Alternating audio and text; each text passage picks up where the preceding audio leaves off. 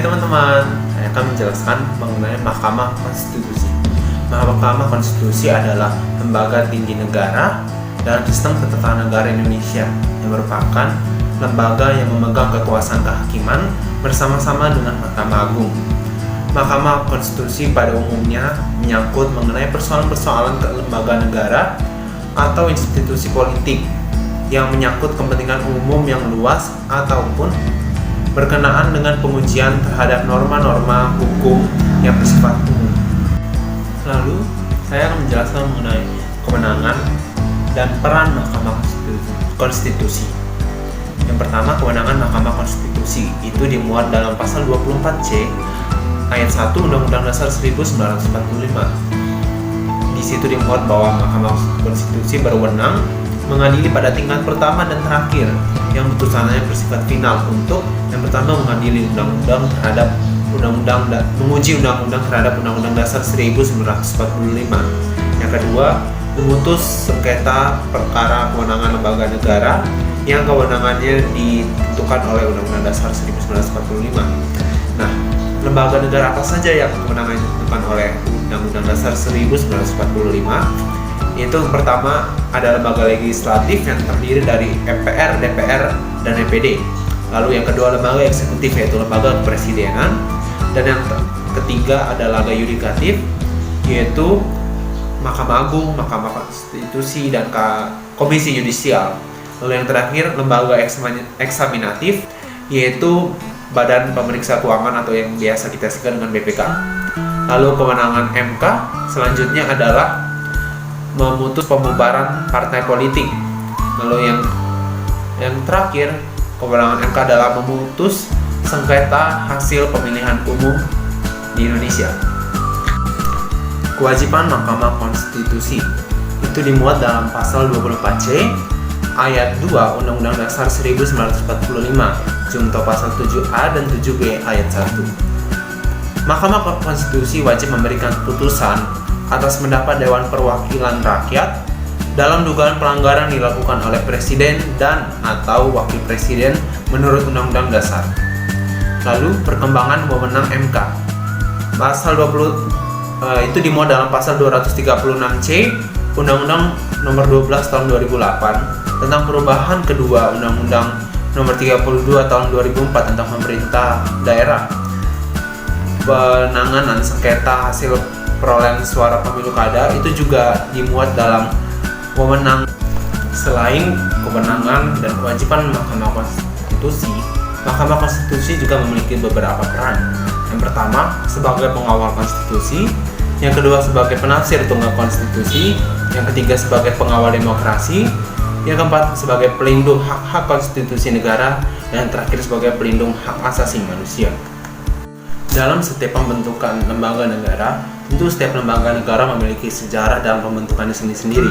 Nah, Mahkamah Konstitusi ini juga memiliki sejarah pembentukannya. Pada masa reformasi 1998, seiring dengan momentum perubahan UUD 1945, pada masa reformasi, yaitu 1999 sampai 2004, ide pembentukan Mahkamah Konstitusi di Indonesia makin menguat.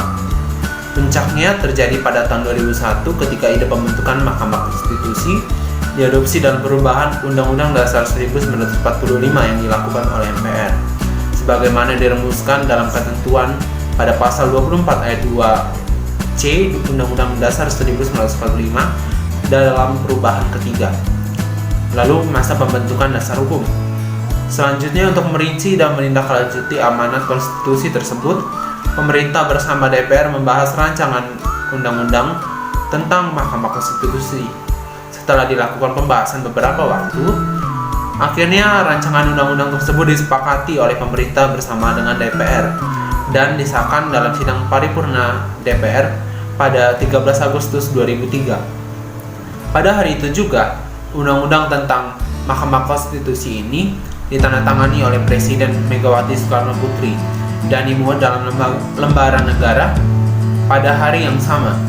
Kemudian diberi nomor Undang-Undang Nomor 24 Tahun 2003 tentang Mahkamah Konstitusi. Lembaran Negara tahun 2003 nomor 8 tambahan lembaga negara nomor 4316. Ditilik dari aspek waktu, Indonesia merupakan negara ke-78 yang membentuk Mahkamah Konstitusi dan sekaligus sebagai negara pertama di dunia yang membentuk lembaga ini pada abad ke-21. Tanggal 13 Agustus 2003 inilah yang kemudian disepakati para hakim konstitusi menjadi hari lahiran Mahkamah Konstitusi.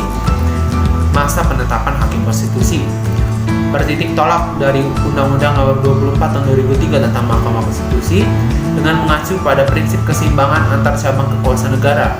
Dilakukan rekrutmen hakim konstitusi yang dilakukan oleh 3 lembaga negara, yaitu Dewan Perwakilan Rakyat, Presiden, dan Mahkamah Agung. Pada tahun 2020, jabatan hakim MK diisi oleh beberapa nama. Yang pertama, Ketua MK dijabat oleh Dr. Anwar Usman, SHMH.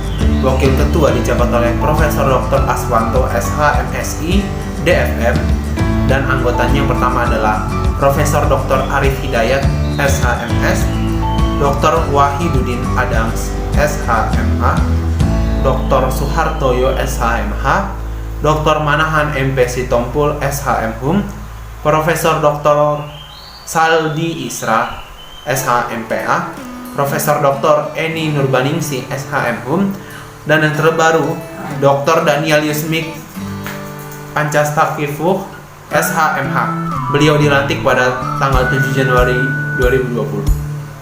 Tentu kita sebagai masyarakat umum kurang mengetahui bagaimana sebenarnya proses pengajuan acara atau proses beracara di Mahkamah Konstitusi. Di sini saya akan menjelaskan secara gambaran umum. Proses beracara di Mahkamah Konstitusi diawali dengan pengajuan perkara 12 rangkap dengan disertai alat bukti. Lalu yang kedua, pengisian syarat registrasi. Lalu yang ketiga yaitu apabila syarat registrasi belum lengkap, maka dilengkapi dalam 7 hari masa kerja. Lalu yang keempat, proses pelengkapan dilaksanakan dalam 7 hari masa kerja. Lalu yang kelima, dinyatakan lengkap. Lalu yang keenam, melakukan registrasi BRPK. Lalu yang keenam, apabila registrasi telah selesai, maka akan dijadwalkan 14 hari untuk sidang setelah registrasi BRPK.